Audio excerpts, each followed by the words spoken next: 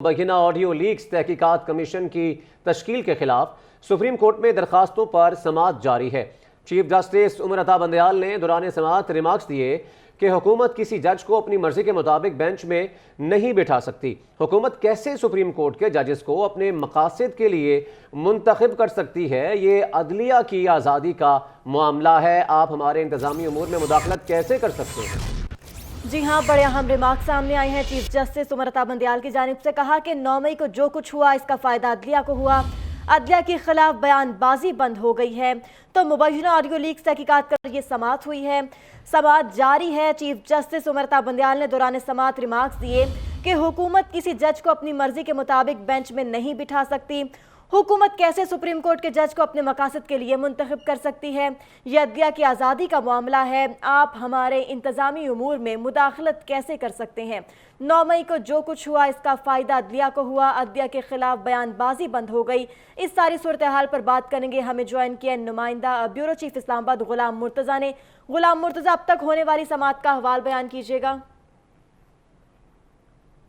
ये chief justice of Pakistan की सरबराही में 5 रुकनी बेंच इस केस की समाअत कर रहा है। ये केस जुडिशल कमीशन की तश्कील के हवाले से है, जो कि टेप स्कैंडल को तहकीकात करने के लिए हुकूमत पाकिस्तान ने कायम किया था। 2-3 बड़ी अहम चीज़ें इसमें डिस्कस हुई हैं। सबसे पहले तो सुप्रीम कोर्ट ऑफ पाकिस्तान के चीफ जस्टिस ने ये कहा कि ये कमीशन नहीं बनाया जा सकता क्योंकि इसमें मेरी कंसेंट यानी कि चीफ जस्टिस ऑफ पाकिस्तान की कंसेंट नहीं ली गई।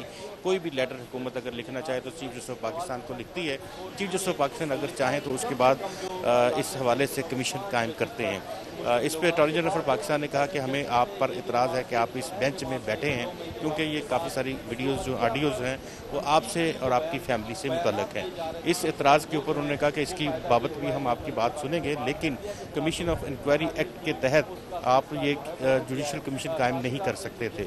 उस पर अटॉर्नी जनरल फॉर पाकिस्तान ने ये कहा कि हम जुडिशल कमीशन कायम कर सकते हैं क्योंकि कहीं भी कॉन्स्टिट्यूशन में ऐसी कदगन नहीं है कि आपको मुशावरत करना ज़रूरी है।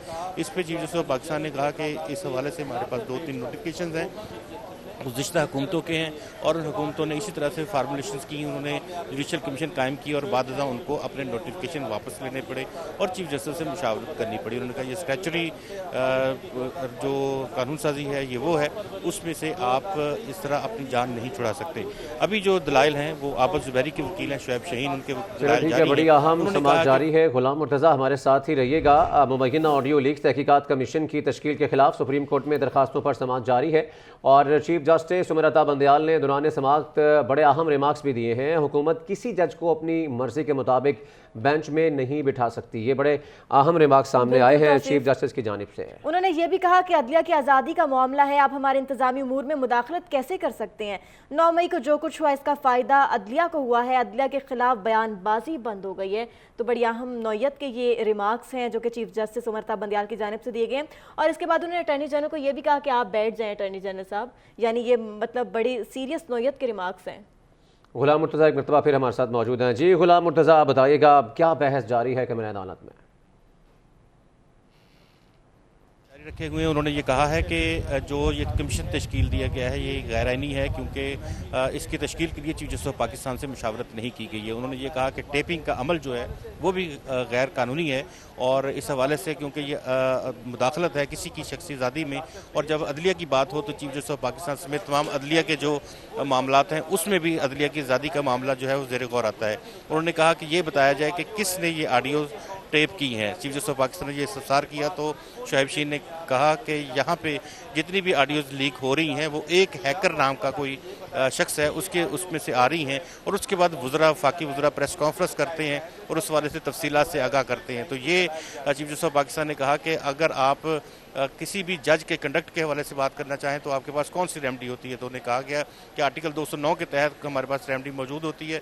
उस पर हम जुडिशल कमीशन जो आर्टिकल 209 के तहत हम जाते हैं और वहाँ पे किसी भी जज के हवाले से दरख्वास्त दायर करते हैं। तो चीफ जस्टिस ऑफ पाकिस्तान ने कहा कि क्या आपने जो कमीशन बनाया है इंक्वायरी कमीशन ये जुडिशल कमीशन का काम करेगा? तो इस हवाले से अभी शोएब शाहीन के दलाइल जो हैं वो जारी हैं। उन्होंने ये कहा कि हुकूमत ये तस्लीम करे कि ये जो इनके अदारे हैं वो शायद ऑडियोज़ जो हैं वो लीक कर रहे हैं या ऑडियोज़ रिकॉर्ड कर रहे हैं, तो ये किसी भी शख्सी आज़ादी के हवाले से ये बड़ा सवाल उठता है।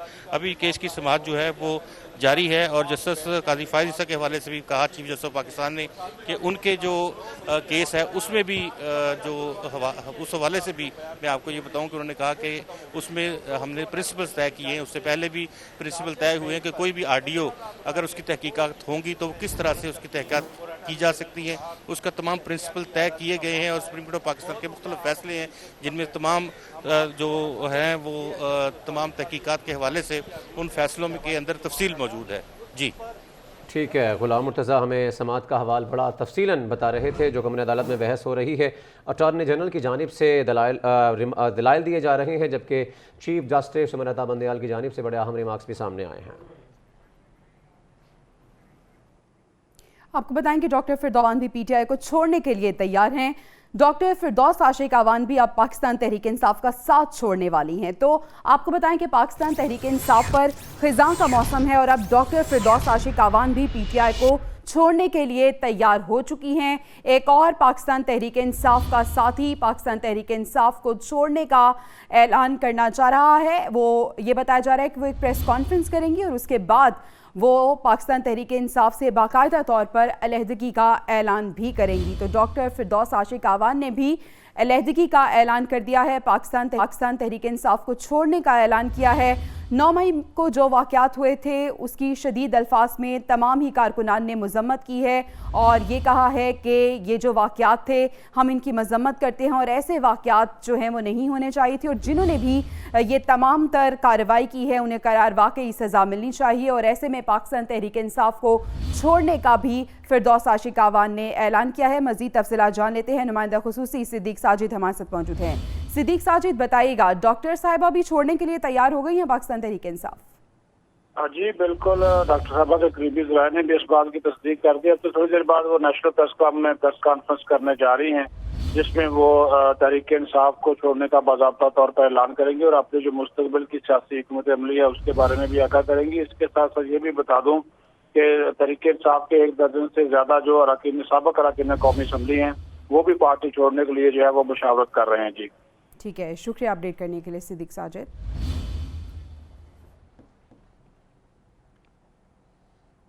और फैसलाबाद से अब आपको बताएंगे, फैसलाबाद के N 107 से पीटीआई के साबिक एमएनए शेख खुर्रम का पार्टी से अलहदगी का इम्कान जाहिर किया जा रहा है। ज़रा के मुताबिक वो आज प्रेस कॉन्फ्रेंस करेंगे जिसमें आर्मी तनसीबात पर हमले की मजम्मत और पीटीआई से राहें जुदा करने का ऐलान भी मुतवक्के है। तो फैसलाबाद के N 107 से पीटीआई के साबिक एमएनए शेख खुर्रम का पार्टी से अलहदगी का इम्कान जाहिर किया जा रहा है।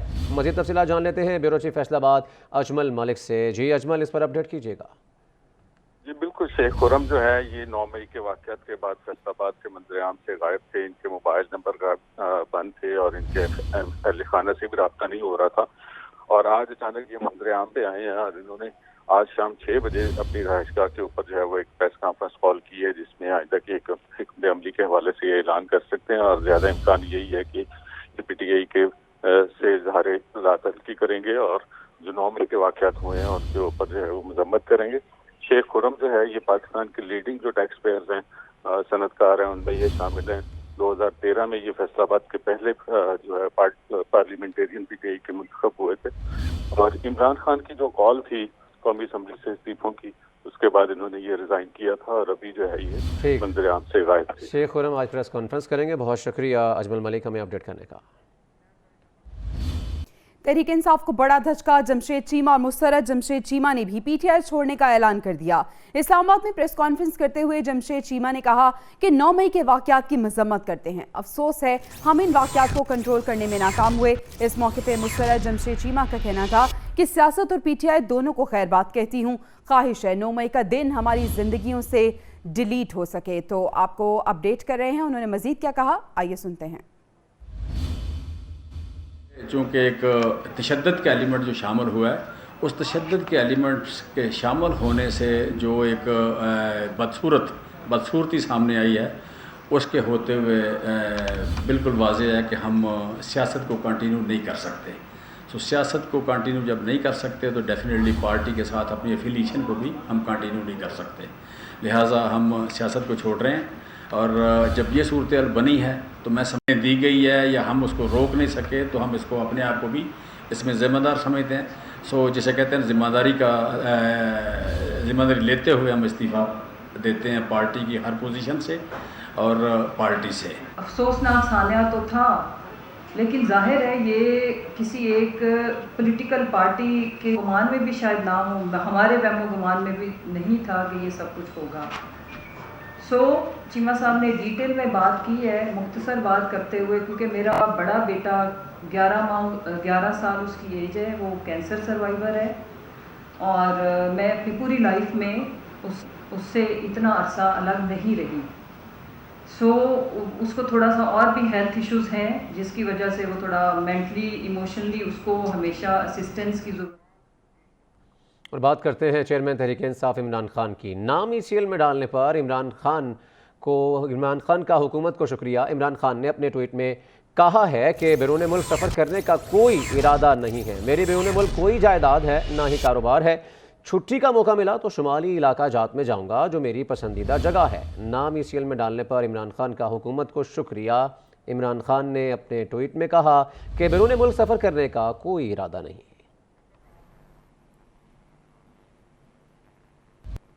यहाँ आपको एक और अहम खबर से आगाह करते हैं कि इलेक्शन कमीशन ऑफ पाकिस्तान ने 28 मई को कौमी असम्बली के ज़िमनी इंतखाबात रोक दिए। कराची में कौमी असम्बली की नशिस्त NA 239 पर होने वाला ज़िमनी इलेक्शन मनसूख कर दिया गया। इलेक्शन कमीशन ने ज़िमनी इलेक्शन मनसूख करने का नोटिफिकेशन भी जारी कर दिया है। तो कौमी असम्बली की नशिस्त NA 239 पर ज़िमनी इलेक्शन मुलतवी। इलेक्शन कमीशन ने कराची की नशिस्त NA 239 पर ज़िमनी इलेक्शन मनसूख करने का नोटिफिकेशन जारी कर दिया। लाहौर हाई कोर्ट के फैसले की रोशनी में ज़िमनी इलेक्शन मनसूख किया गया है। लाहौर हाई कोर्ट के फैसले की रोशनी में इलेक्शन कमीशन का 11 मई को पोलिंग के लिए जारी होने वाला नोटिफिकेशन मुअत्तल कर दिया गया है। 28 मई को NA 108 फैसलाबाद, NA 111 ननकाना साहब और NA 239 कोरंगी कराची में ज़िमनी इंतखाबात होने थे। इसी हवाले से आपको अपडेट कर रहे हैं कि इलेक्शन कमीशन ऑफ पाकिस्तान ने 28 मई को कौमी असम्बली के ज़िमनी इंतखाबात रोक दिए हैं। बात करेंगे नुमाइंदा PNN मोहम्मद सलमान से। सलमान, क्या वजह है, क्यों ये इंतखाबात रोके गए हैं?